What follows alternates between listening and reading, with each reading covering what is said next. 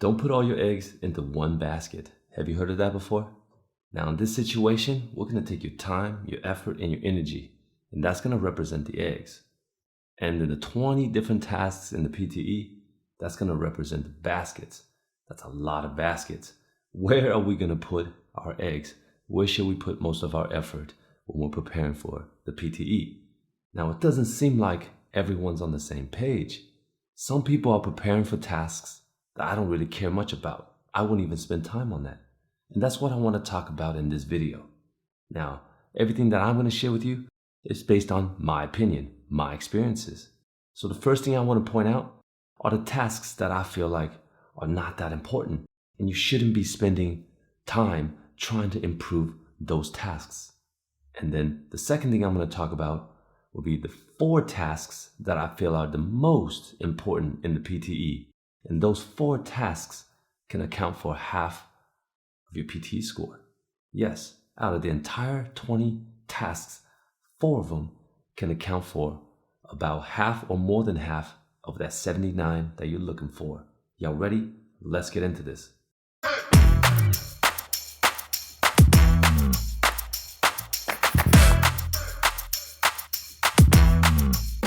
Alright, before we get started, let's take care of some of that housekeeping. In case you didn't know, my name is Sonny, and this is Sonny English. Remember to hit that subscribe button if this is your first time here, because I provide real tips and tricks on how to get your PTE score. Remember to go to my Instagram at Sonny English, because I provide PTE score assessments on a daily basis. Now, let's get to work. Let's start off with the speaking. Now, this one should be a given. I'm sure everybody and their mama knows that the answer show questions are worthless. You don't get a lot of points there, so you shouldn't be spending a lot of time, effort, or energy trying to prepare for the answer show questions. However, there seems to be a misconception about the describe image. Some people put a lot of effort, energy, time into the describe image. Well, let me ask you a question. Besides speaking, what other module did the describe image affect? None. You know, in the rest of the speaking, all the other tasks, they actually affect other modules, right? So if you can get points in 2 different modules by doing one task, why wouldn't you want to do your best there?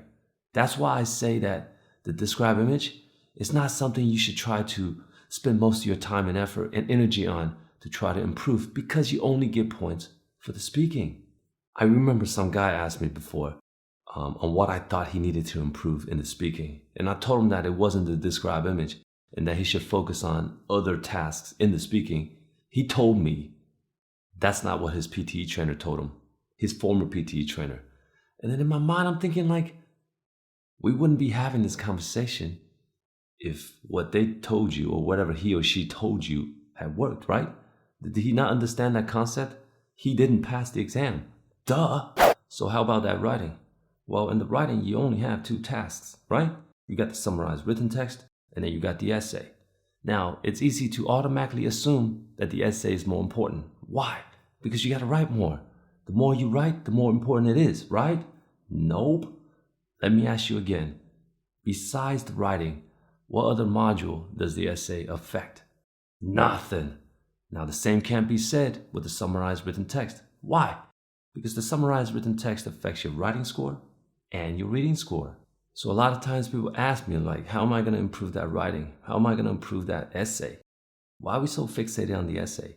The essay does not determine whether or not you get 79 in the writing. We ain't talking about IELTS here. We can get 79 in the writing without doing well in the essay. We can actually get 79 in the writing without doing well in the summary writing. However, because the summary affects writing and your reading, why wouldn't you want to do well on that? Next, we have the reading. Now, the reading tasks are not created equal. If you're trying to answer all of the multiple choice questions correctly, then you're doing too much, because those tasks are designed for you to waste time, so you don't have enough time to finish the more important tasks. Now, in my last 2 attempts on the real exam, I guessed on all the multiple choice questions in the reading, and I still got 90 in the reading. I'm not saying you have to guess. I was just trying to see what I would get if I guessed. Now, if you want to answer those questions, you can try, but make sure you limit the time that you spend on each question. And definitely Before you go to the exam, during preparation, don't waste time trying to prepare for multiple choice questions. I know some of you might have heard something different. You might have heard that multiple choice questions were actually important because my past students had told me that. They've heard that from their past trainers. Now, for the most part, I believe a lot of PTE trainers would agree that multiple choice questions are not that important. And then there are those that think otherwise. But those are the ones that have never taken the PTE before, they know nothing about the PTE, and they're just lying to you. Lastly, let's talk about that listening. The listening has the most tasks. 4 of them are designed for you to waste time, so you don't have enough time to answer the right from dictation. Now, what are those 4 different tasks? All of the ones that are multiple choice. Now, not every one of them will be named multiple choice, but hey, if they give you 4 options and ask you to pick one, well, that's multiple choice. Now, in a previous video, I actually posted the text message exchange between one of my past students and her former PTE trainer. Now, that PTE trainer actually told her that the right from dictation was not that important, that she needed just to write a grammatically correct sentence and that the words didn't matter, and she should focus on the other tasks, such as the ones that are multiple choice.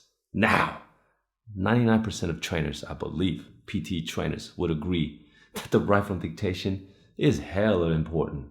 Now, 1% might not agree, but that's the 1% that's making shit up and they don't know anything about the PTE. I just pointed out some tasks that I feel like you shouldn't be spending your time, effort, or energy on during your preparation for the PTE exam. But now let's talk about 4 main tasks that you should focus on, because those 4 tasks account for about half of your target score. I'm assuming you need 79. Well, hey, if you don't need 79, imagine what those 4 tasks can do, right? 4 tasks out of 20 can account for half of your score or more. Let's look at them. It's not a secret. We have already established it. We know that one task can affect more than one module. So why wouldn't we focus more on those? And the 4 main tasks that I would focus on to try to get the most points out of will be the read aloud, the repeat sentence, the reading and writing fill in the blanks, and the write from dictation. Yes, those 4. Did you notice I didn't mention anything from the writing? Why? Because we can get the writing points just from those 4 tasks without the writing. I'm talking about halfway, not all of it, but at least half or more. Now, let's talk about that speaking first. How do we get the speaking points? Read aloud.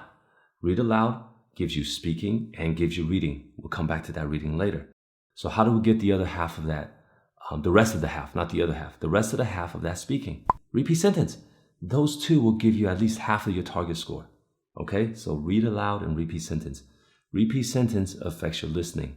So we'll talk about listening later. Let's go back to that reading score.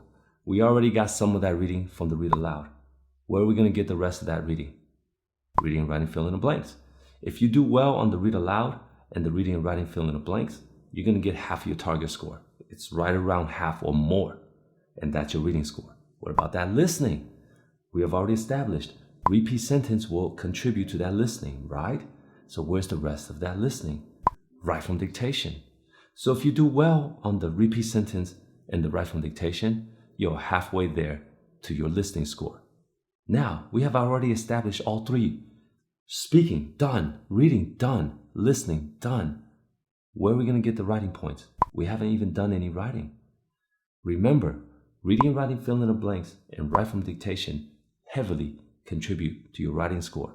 So by doing those 2 well, which we want to assume we will because we just established that those 4 tasks will get us most of the points. You'll have either half or more of your target score for your writing. And remember, I'm talking about 79. So what about those people that don't even need 79? What if you need 65, 50? Imagine what you can do by doing well on those 4 tasks. You save a lot of time and you get your target score. There you have it. I hope the information was helpful. Once again, my name is Sonny and this is Sonny English. Remember to drop a like and subscribe because I provide real tips and tricks on how to get your PTE score. Remember to check out my other tutorials and I'll see you on the next one. Peace.